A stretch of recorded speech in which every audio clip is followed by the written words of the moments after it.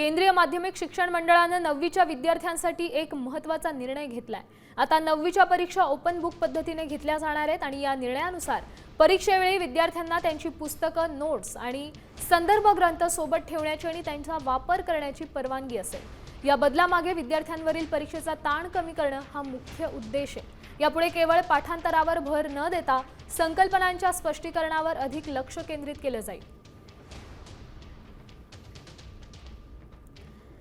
NEP 2020 आणि NCFCE 2025 तर CBSEने 2023 मध्ये पथदर्शी प्रकल्पात या पद्धतीचा अवलंब केला। चाचणीत विद्यार्थ्यांचे गुण 12 ते 47% पर्यंत नोंदवण्यात आले।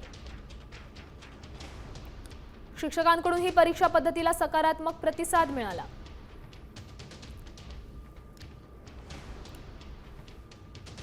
गणित, विज्ञान आणि सामाजिक शास्त्र विषयाच्या परीक्षा ओपन बुक पद्धतीने होतील। विद्यार्थ्यांना परीक्षेत पाठ्यपुस्तक, इतर संदर्भ साहित्य वापरण्याची मुभा असेल। आता isakal.com आहे देशातील नंबर 1 ची मराठी न्यूज वेबसाईट। प्रत्येक अपडेटसाठी isakal.com ला नक्की भेट द्या।